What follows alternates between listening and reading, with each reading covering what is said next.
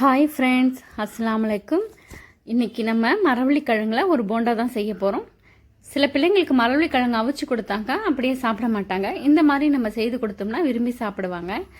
அதுக்கு நான் இன்றைக்கி மீடியம் சைஸில் ஒரு மரவள்ளிக்கிழங்கை நல்லா வேக வச்சு இந்த மாதிரி திருவி வச்சுருக்கேன். இப்போ இது இருக்கட்டும். அதுக்கு நம்ம ஃபஸ்ட்டு மசாலா ரெடி பண்ணிக்கலாம். ஒரு கடாய் வச்சுருக்கேன். 2 ஸ்பூன் அளவுக்கு நான் எண்ணெய் சேர்த்துருக்கேன். எண்ணெய் சூடானதுக்கப்புறமா 2 மீடியம் சைஸ் வெங்காயத்தை பொடிசாக கட் பண்ணியிருக்கேன். ஒரு பச்சை மிளகாய் அதையும் பொடிசாக கட் பண்ணி எடுத்திருக்கேன். ரெண்டுத்தையுமே ஒன்றா உள்ளே சேர்த்துட்டு கொஞ்சம் போல் வதக்கி விட்டுடலாம். இந்த வெங்காயம் வதங்கி வரத்துக்கு 1/4 ஸ்பூன் அளவுக்கு நான் உப்பு சேர்க்குறேன். உப்பு சேர்த்துட்டு நல்லா கலந்து கொடுத்துடலாம். இந்த வெங்காயம் ஓரளவுக்கு வதங்கி வரட்டும். இப்போ இதில் 1/4 ஸ்பூன் அளவுக்கு இஞ்சி பூண்டு விழுது சேர்க்கலாம்.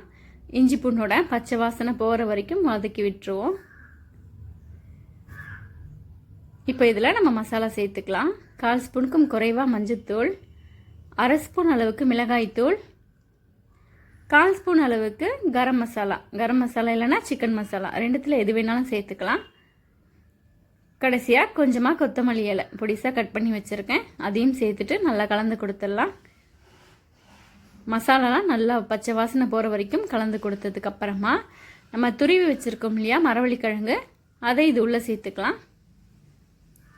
சேர்த்துட்டு அடுப்பை சிம்மில் வச்சுக்கிட்டு கொஞ்சம் போல் கலந்து கொடுத்துடலாம். எல்லா மசாலாவும் இந்த மரவள்ளிக்கிழங்கோட ஒன்று சேர்ந்து வரட்டும். பாருங்கள், மசாலா இப்போயே நல்லா வாசனையாக இருக்குது. இது நல்லா ஆறி வரட்டும். ஆறி வந்ததுக்கப்புறமா நம்ம போண்டா போடுறதுக்கு ஏற்ற மாதிரி உருண்டைகள் பிடிச்சு வச்சுக்கலாம்.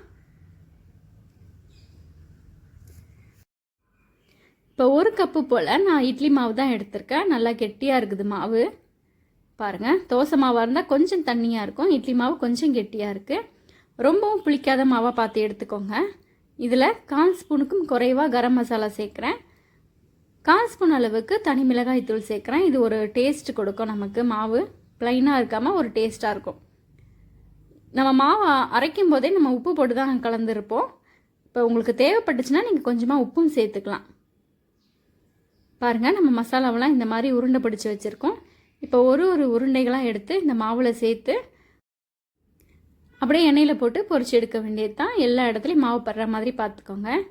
இப்போ கடாயில் எண்ணெய் நல்லா சூடாயிடுச்சு. எண்ணெய் சூடானதுக்கப்புறம் அடுப்பை மீடியம் ஃப்ளேமில் மாற்றி வச்சுக்கோங்க. அப்போ தான் நல்லா உள்ளெல்லாம் நல்லா சாஃப்டாக வெந்து வரும். இந்த மாதிரி கரண்டிலையும் எடுத்து போடலாம், அப்படி இல்லைன்னா கையாலையும் எடுத்து கூட போடலாம். ஈஸியாக தான் இருக்கும். ஒரு பக்கம் செவந்ததுக்கப்புறம் இன்னொரு பக்கம் திருப்பி போட்டுக்கலாம். நம்ம உள்ளெல்லாம் மசாலா ஏற்கனவே வேக வச்சது தான். அதனால் இந்த நம்ம வெளியில் சேர்த்துருக்க இந்த மாவு மட்டும் வெந்தாலே போதும்.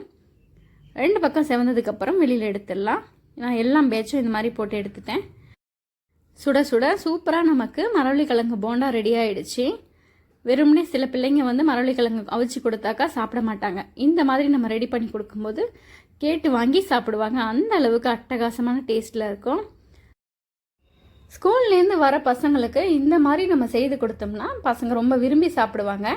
2 சாப்பிட்டாலே நல்லா வயிறு ஃபுல்லாகிடும். அந்த அளவுக்கு நல்ல பெருசாகவும் இருக்கும், டேஸ்ட்டாகவும் இருக்கும். நீங்களும் உங்கள் வீட்டில் இந்த மாதிரி ஒரு போண்டாவை ட்ரை பண்ணி பாருங்கள். ட்ரை பண்ணி பார்த்துட்டு எப்படி வந்துச்சுன்னு கமெண்ட் பண்ணுங்கள். தேங்க்யூ.